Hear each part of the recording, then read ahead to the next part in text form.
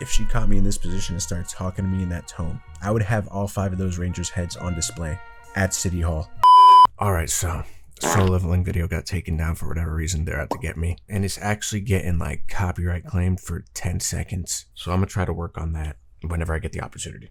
But I was recommended this show not too long ago by one of my friends. This one was definitely gonna be a questionable one for me, because growing up, I never really liked the Power Rangers. So then when I saw an anime coming out called Go Go Loser Ranger, I just thought it was gonna be on some shit where it's like, they were either going to be like corrupted, or they were just going to be like losers and scrubs, and like everything they were doing like was for show, and they weren't actually like I didn't know what to anticipate coming into this. So if you haven't seen the first 2 episodes of Go Go Loser Ranger, there will be spoilers, but without further ado, I will say off the bat, I think it is really cool that seems like the anime industry and the anime space is getting a bit more into like using different shows that already existed, or like different games, like with the whole Suicide Squad anime coming out, and like with Cyberpunk already being a thing. And I don't know if this is like a new thing. It's new to me. We're introduced to what looked like to be our protagonist, Carrot Top, and they got me early. I didn't even get 2 minutes and 17 seconds into the show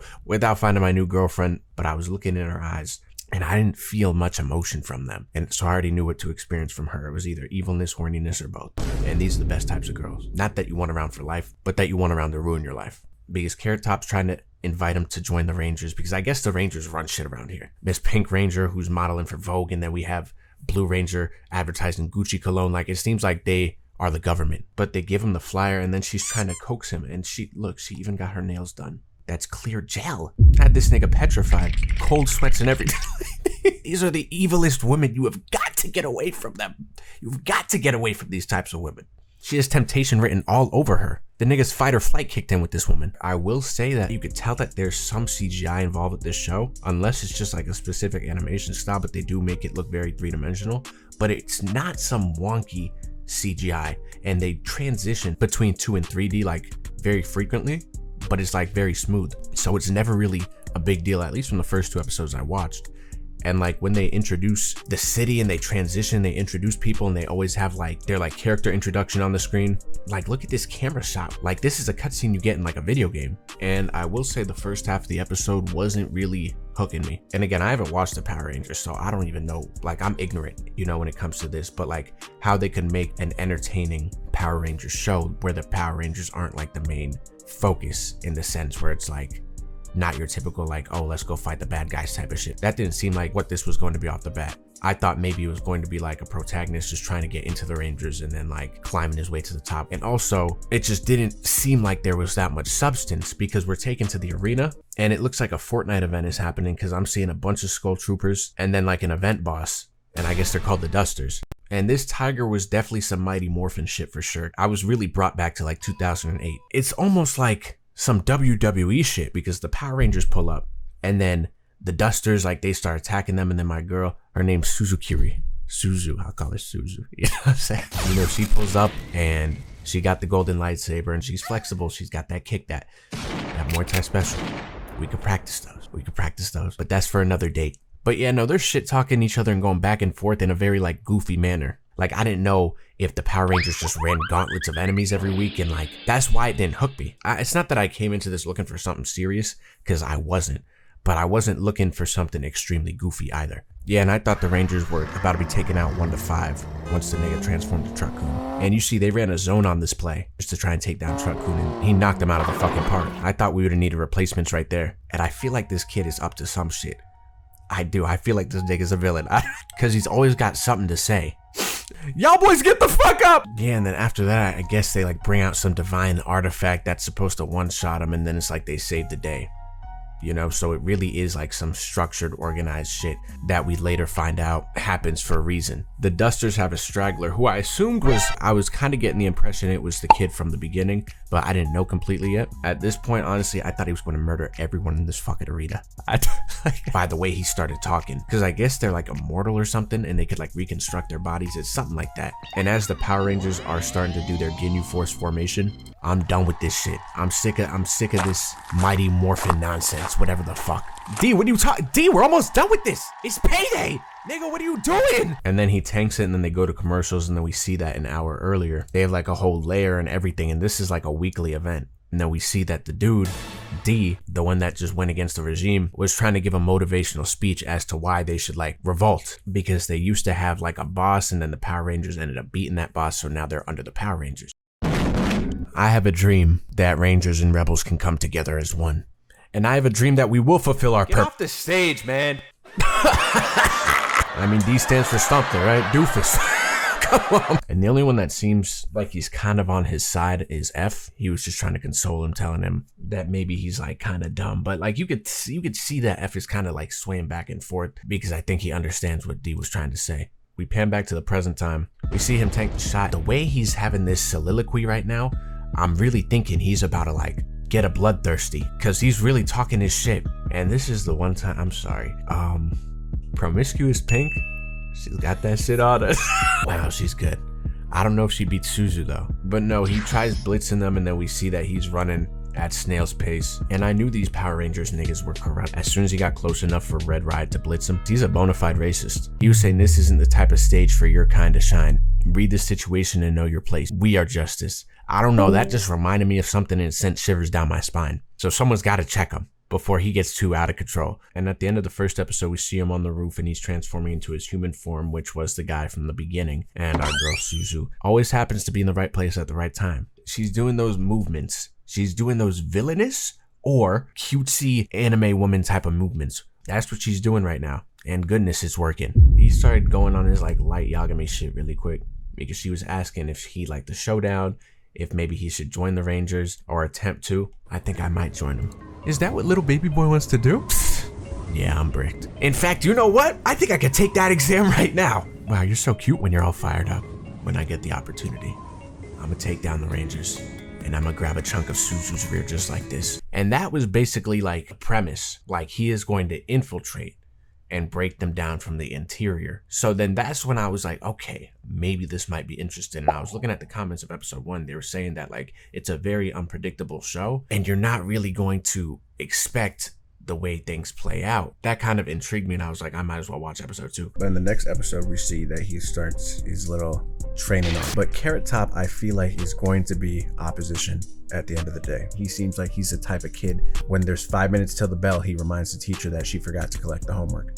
You know, because he's a little bit too excited. But no, so these corrupt Rangers pull up to home base, and I already knew they were on some tyrannical shit, especially Red. Like, Pink seems like she's there for the ride. Green seems like he has no more than 3 brain cells. He's always screaming and throwing something.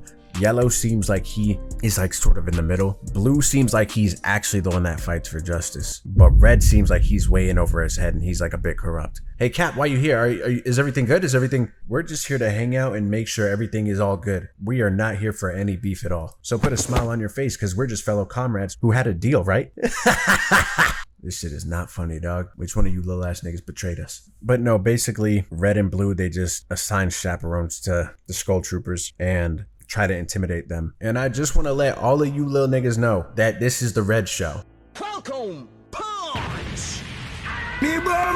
All right, yeah, there's blue, green, yellow, pink. Like, we're a unit, of course, but like the one who's going to bring justice to this world is going to be my right fucking fist. And anyone who tries to disrupt that peace that we are on the cusp of, I promise I'm not putting your skin in the item shop again. That shit will be vaulted. And we see Fighter F having an inner monologue, and you could tell he's about to like go against him too, because he's like conflicted. But no, so my girl Suzu invited him out to lunch and he's eating like he's never eaten ever. And as you can see, we're in the middle of eating lunch and look who the fuck decides to show up. Go the fuck home, nigga. Like, seriously? Hey guys, can I take a picture? Please take a photo with me. This kid better stay in line or I'm taking his life. That's if I'm Fighter D, because I would be suspicious of him already, because why is he here suddenly again? After just giving the Power Rangers a buff vocally. I don't know, it's just something to look out for. But no, then Suzu and Carrot Top leave. He calls the kid over. He has a PTSD moment and then transforms into Carrot Top. And then the kid goes and snitches, telling you he's the enemy. And I guess now his plan is to infiltrate with Suzu to assassinate Red Ranger. And I remember a scene similar to this one in Cyberpunk, I think it was. I don't have a full-on read of how this show is yet, you know, so I don't know if all of the people in this room are just like fans. I guess they're in the Ranger school, but like I don't know what dictates what ranger you go to. Like, is it just like a glaze competition? But we have Hisoka here, and I guess he's in the Red Ranger camp. And out of everyone in this room, if there's one nigga who's not getting the job, it's him. Because you cannot be the face of justice looking like that. And what the fuck are you doing here? Nothing. I just have some business with the Red Ranger. Oh shit, motherfucker! You could have just said that. Well, like I said, I'm here to meet the Red Ranger, though. I'm the Red Ranger. No way, this nigga's the Red Ranger, right? Fuck it, his neck is mine. Fuck it, I'm letting loose. Fuck it. That joke isn't funny anymore, you buffoon. There's a reason you have that face paint on, you fucking clown. Suzu's carrying us through this dungeon right now because she bails him out again, and I think she gave Hisoka a fake letter. And they go meet the Red Ranger personally, and if there is a face of justice that I would want, it's his, because he's sexy. Suzu takes him to an alleyway. I knew she was on her side all along. I just, like, I have a thing for this. I could just tell. It's like, you could just, like, look at somebody and be like, what? You want something from me, I want something from you. Let's go to the bedroom. You know, this world that they live in is lucky that I was not in Fighter D's position. If she caught me in this position and started talking to me in that tone, I would have all 5 of those Rangers' heads on display at City Hall within weeks' time. No joke. And that's just from her standing, though. But there would be a drastic difference if when I'm sitting here on my back praying, I'd be doing the same thing because I understand my position. On some VP shit from prison school, I'd be praying that, like, she hits me with like a Kofi Kingston boom drop. But no, she straddles the nigga and Suzu, get off me. Suzu, get off me. You want to work together? Okay, fine. I'll sign the contract. And she says that she could teach him/me to defeat the Rangers. Let me teach you a good time. Can that be the trade-off here? And it seems like her goal is the same as mine. She wants to destroy the Ranger Force, so let's do it. Carrot Top comes around the corner. Fuck it. Let's kill him right now. Let's take him out now. He did what I would have maybe thought of doing too. Because like that intimate moment that him and her were having, that's an in the moment thing. And he had time to process for a second that, wow, this woman should be in a mental ward. So maybe I should distance myself. But in his specific case, I mean, if he sees that she's trying to take down the regime, you might as well stick around. And then Fighter F, he tries revolting. And this is what I'm talking about, Red Ranger. This nigga's doing too much. Fighter F is already getting jumped. And he pulls out an end of game weapon, suited up and everything. I know these fighters are immortal, whatever. And maybe he's just trying to prove a point. I don't know what Red Ranger's trying to do. This was the most unnecessary ass beating I've ever seen in my life. But then the shot that they get of Red Ranger, I'm not gonna lie, he's cold. And it looks like he has, is this the River of Blood katana? But you could already tell that D is about to be on his light alchemy shit for real. You could look in his eyes, that shit traumatized him. No cavalier of justice is killing a quote unquote monster like that. I don't know. Maybe I'm soft. But nonetheless, that was the first 2 episodes, and I will say, oh, the opening and the ending song too were kind of solid. The show so far, while it didn't catch my attention at first like that, I might stick around for this one. And I know I say that about a lot of shows, so it probably won't happen. But I've been making an effort recently to actually catch up on shows and finish up on things. Unless this like really pops off, there probably won't be another video on this, but I did want to make a video just to kind of talk about the fact that they even made a Power Rangers anime, because I don't think a lot of people knew about it. I know it's been gaining a little bit of popularity, but I don't think it's kind of been a well-known thing because I didn't know about it. Based off of the first 2 episodes alone, I would give it like an 8. The concept seems very cool. And the fact that it's going to be apparently just on some shit where it's like he's not ridiculously overpowered and he's just trying to like ruin the quote unquote Rangers who I don't even know if they're like really that good themselves. You know, it's definitely interesting. And I heard like there are a lot of twists and turns that you don't see coming. I expected Suzu, for example, to be like a villain type of character, but I didn't expect her to flip that quick. But she may very well not be either. Who knows? So we'll see. But without further ado, I'm gonna try and get that soul leveling video back out in due time, and I'm gonna start working on my initial review of the first couple of episodes of Frieren as well. And appreciate you for watching. Road 100K, and on to the next one.